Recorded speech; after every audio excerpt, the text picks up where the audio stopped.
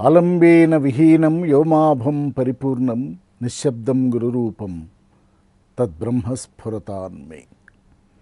భగవాన్ రమణ మహర్షుల దివ్య శ్రీచరణారవిందాలకు ప్రణామ సహస్రం సమర్పిస్తూ భగవాన్ ఉపదేశించిన ఉపదేశసారంలో ధ్యానం అంటే ఏమిటి, ఒక నిరంతరమైనటువంటి సరళ చింతనే ధ్యానానికి దారితీస్తుందని, అది ఒక అఖండమైనటువంటి నేతి ధార వలె సాగుతూ ఉండాలని, అది నిశ్చలాత్మక బుద్ధితో ఉండాలని, పరిపూర్ణత్వం వైపు వెళ్ళాలని, అది కానిదంతా కూడా విరళ చింతనమేనని భగవాన్ మనకు బోధ చేస్తూ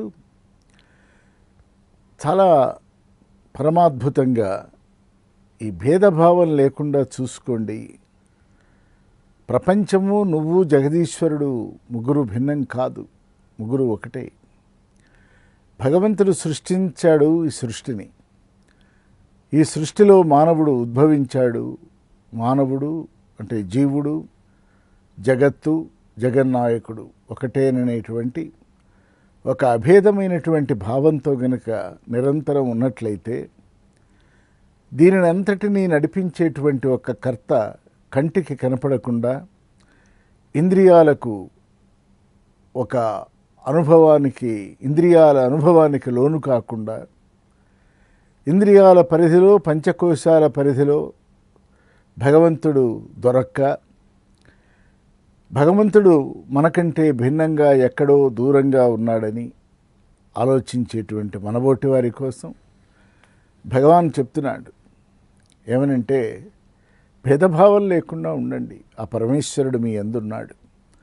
నీలో ఉన్నవాడిని వెతకటం పెద్ద కష్టం కాదు. బయట సువిశాలమైనటువంటి విస్తృతమైనటువంటి సృష్టిలో భగవంతుడు అంటూ ఒక పదార్థంగా వెతకటం చాలా కష్టం. అది నిజానికి దుర్లభం, నిజానికి అది అసంభవం.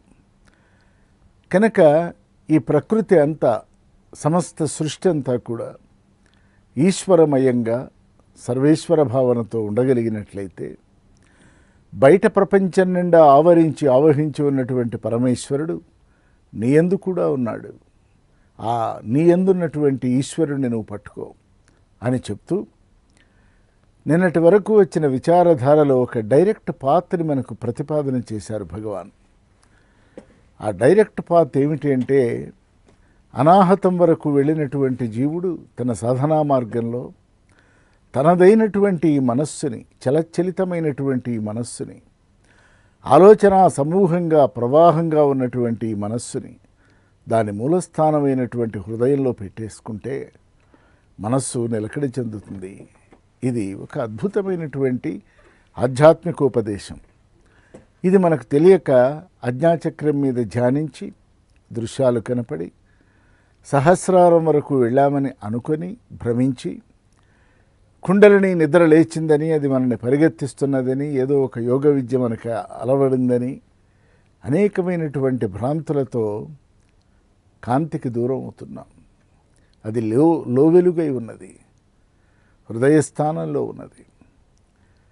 ఈ మనస్సు మూలాధారం నుంచి బయలుదేరి అనాహతం దాకా వచ్చి ప్రాపంచికమైనటువంటి అనేక లాభాలు మనం పొందుతూ ఉన్నప్పుడు మనని భ్రమింపజేసి తళుక్కుమనిపించి మనని యథార్థ స్థితికి పోనివ్వకుండా అహంచేత ఆపేస్తూ ఉంటుంది. గనక భగవాన్ ఎందుకు ఈ ప్రమాదం అంతా, మాటలు తగ్గించుకోండి, మౌనాన్ని వెలిగించుకోండి, మౌనం అనేటువంటి ఆ నిశ్శబ్ద భూమికలో మీరు నిలకడ చెందండి, హాయిగా ఉండండి, అవసరమైనప్పుడు మాత్రమే మాట్లాడండి, అవసరమైన దానినే మాట్లాడండి, లోకహితం కోసం 4 మాటలు మాట్లాడండి, ఆపై మౌనం వహించండి. ఎన్నో విషయాలలో మౌనం వహించటం సర్వోన్నతమైనటువంటిది. అంతా భగవంతుడే చేస్తున్నాడు అనుకోవటం శరణాగతి. ఇదంతా నా వల్ల కావటం లేదు, నాకు తెలియని ఏదో ఒక శక్తి నన్ను నడిపిస్తున్నది అనేది సమర్పణ భావం. ఈ 2 అన్ని కాలాల యందు ఉండటమే వినయం. విజయం సాధించినప్పుడు పొంగిపోయి, విజయం లభించినప్పుడు కుంగిపోయి, ఈర్ష్యాద్వేషాలతో, అసూయలతో, పగలతో, కర్పణ్యాలతో, కక్షలతో, పగతో వగతో జీవితాన్ని దుర్భరం చేసుకునే కంటే ఆనందతారకమైనటువంటి మహాద్భుత స్థితిలోకి, తృప్తిలోకి వెళ్ళు. మానవ జన్మ కంటే మహోన్నతమైనటువంటి సంపద మరొకటి లేదు. ఎవరు కోటీశ్వరుడు? కోట్లు సంపాదించినవాడా? కాదే. సర్వాంగీణమైనటువంటి ఈ దేహంలో అఖండమైనటువంటి ఒక ఆత్మ ఉన్నదని, ఆ ఆత్మే నేను అన్నటువంటి ఒక దివ్య భావనలో గనుక నిలకడ చెందగలిగినట్లయితే అది ఒక అనంతమైనటువంటి ఐశ్వర్య విభూతిగా భావన చేయమంటున్నారు భగవాన్ రమణులు. ఈ ఆనందతారకమైనటువంటి స్థితిని అందుకోవాలంటే ముందు మనిషికి మనస్సులో భేదం పోవాలి. తర, తమ, తన 3 భేదాలు పోవాలి. ప్రపంచమంతా భిన్నంగా గోచరిస్తున్నది, అనేకంగా గోచరిస్తున్నది. కానీ ఏకమే అనేకమైంది అన్న భావన కలిగిన నాడు సర్వప్రకృతి మనంగా, మనమే సర్వప్రకృతిగా, విశాలమైనటువంటి ఈ అద్భుతమైనటువంటి సృష్టికి మనం ఒక మినియేచర్గా, ఒక సంక్షిప్త స్వరూపంగా, ఒక అభిజ్ఞగా, ఒక గుర్తుగా మనం నిలకడి చెంది ఉన్నాం. ఈ భావన మనల్ని ఆత్మైక్య స్థితిలోకి తీసుకువెళుతుంది.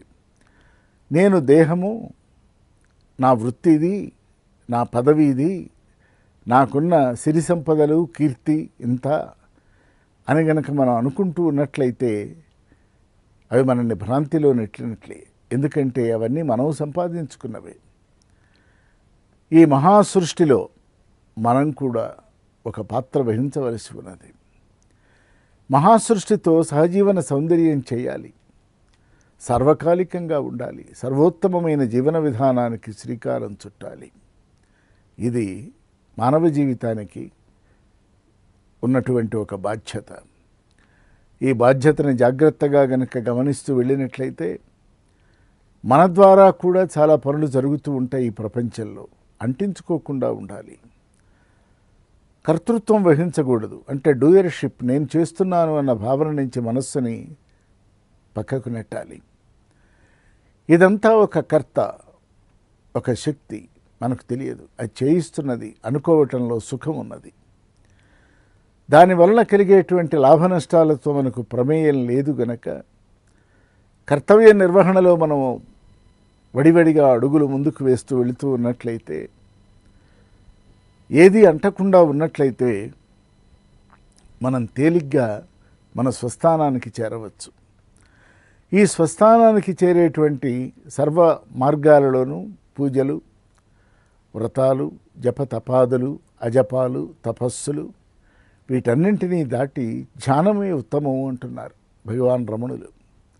ఇక్కడి వరకు ధ్యానమే ఉత్తమము అంటే మార్గం తెలియాలి మనకి.